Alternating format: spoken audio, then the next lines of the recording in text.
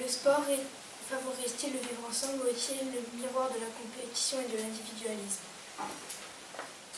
Donc moi je pense que c'est plus l'individualisme, parce que quand on marque un but ou on fait des passes décisives, il y a des primes d'exploit personnel. Avant, le sport était dans le vivre ensemble, on le voit dans le film en 1874, mais là en 2019, on est plus dans l'individualisme. Comment s'appelle ce film, si tu peux nous rappeler? Tu l'as vu, ce film? Très bien. Faut être toujours précis.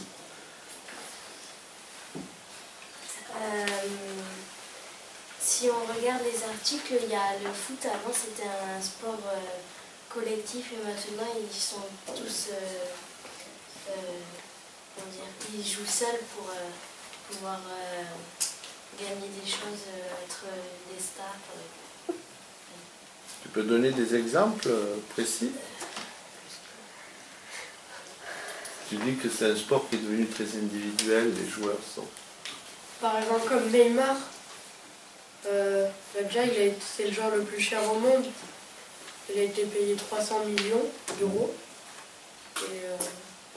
Et tu estimes que c'est plus une star plutôt qu'un membre d'une équipe de foot? Oui.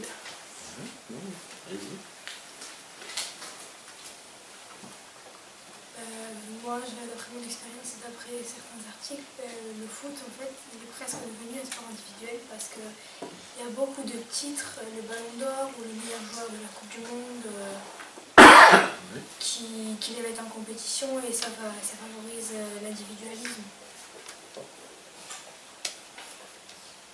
Et aussi, d'après mon expérience, ma soeur était dans une équipe de foot. Et elle a arrêté parce que tout le monde passait carré, donc... Elle n'y trouvait pas un esprit d'équipe, une entraide? Maintenant, les joueurs de foot, de ce qu'on dit, ils sont tous pour jouer solo parce qu'ils veulent devenir une star pour pouvoir être connus et plein de choses comme ça.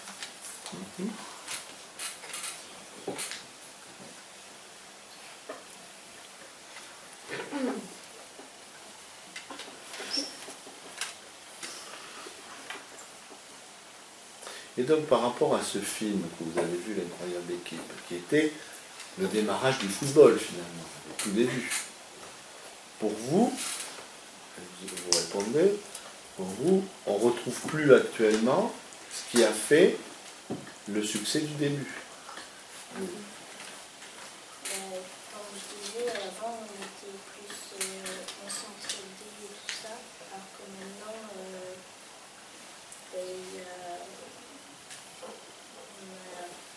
plus cet esprit d'équipe. On peut plus être une star et jouer avec son équipe. Et dans le film, quelle est la scène qui t'a le plus marqué, où on montre qu'il y a un esprit d'équipe? À la fin du film, quand au début ils ne gagnaient pas et que tout le monde a su montrer ce qu'ils savaient faire ensemble. Maintenant, c'est pas plus pareil parce que puisqu'il y a plein de choses qu'ils peuvent gagner quand ils jouent seuls, ils font plus du sport collectif. Et selon toi, qu'est-ce qui a causé ce fait qu'on est devenu beaucoup plus sport individuel? Pour moi, c'est l'argent. Oui. Comme Neymar et tout ça. Très bien. Là,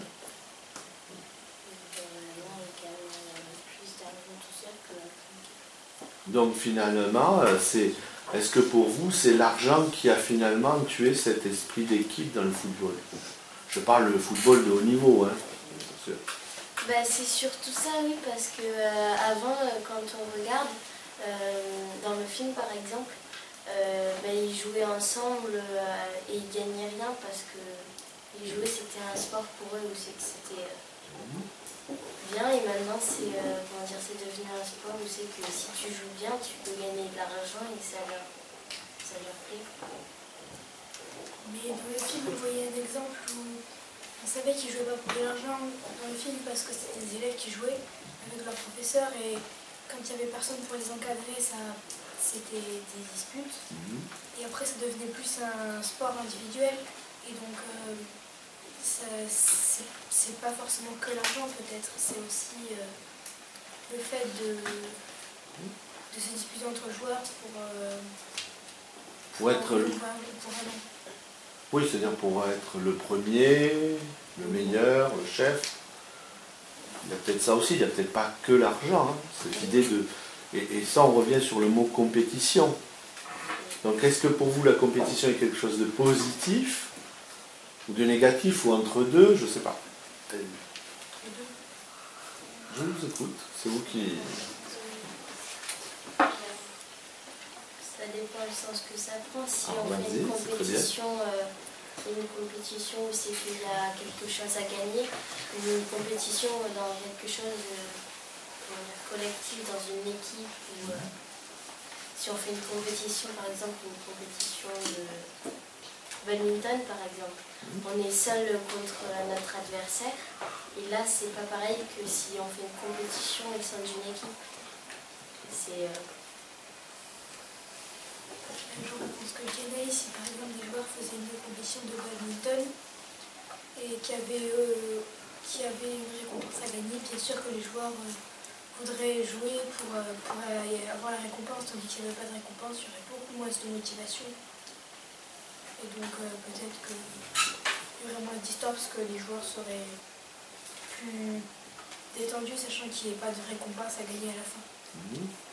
Donc la compétition peut être un moteur positif de motivation, ou peut être aussi, de l'autre côté, un combat entre eux, quoi, finalement, quelque chose de négatif. Et, est-ce qu'alors donc, l'idée de compétition, est-ce que ça doit se gérer, finalement? Vous pratiquez peut-être tous un sport, je ne sais pas.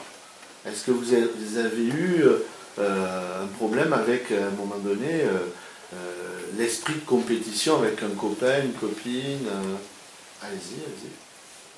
Oui, parce que avant je faisais du basket et j'étais pas la plus forte, donc j'ai arrêté parce qu'il y a une fille qui était très forte et qui je vais pas dire m'insulter, mais qui était très méchante avec moi parce que j'y arrivais pas. Oui, parce que l'esprit de compétition l'a amené à t'exclure finalement de l'ensemble. Donc, voilà. On racontait des choses fausses juste pour que j'arrête. Donc ça montre bien peut-être l'aspect négatif de la compétition. Est-ce que vous avez un exemple contraire peut-être? Non? Dans le sport scolaire, l'ISS, là vous faites des... Est-ce qu'il y a... Vous avez fait le cross récemment. Est-ce que vous avez eu l'idée de dire je vais battre un tel, je vais arriver le premier? Est-ce que ça vous a motivé? Mais justement, je sais pas, parce que à chaque fois, comme le sport, c'est les filles qui passent avant les garçons qui passent après. Parfois, les filles ont l'impression de se sentir rabaissées parce qu'elles font qu'un tour et que les garçons font deux tours. On a l'impression qu'on est plus faible parfois. Et aussi, ça peut nous motiver aussi d'être forte, mais quand on s'applaudit, on se soutient, tout le monde encourage les autres. Enfin, moi, le cross qu'on a fait au collège, c'était plus du vivre ensemble que de l'individualisme ou du favoritisme. Et après, ça dépend des sports et des moments. Parce que là, après, il n'y a pas d'argent en jeu.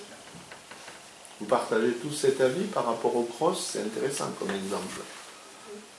Oui, vous voulez rajouter un point?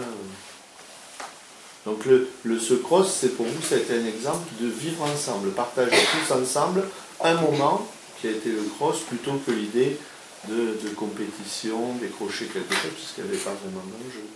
Vas-y. C'était plutôt ce que disait Carla, oui, c'est un moment où on était tous ensemble et on a fait plein de choses. Par exemple, tout le monde s'est applaudi. Voilà. C'est bien. Alors vous arrivez au terme.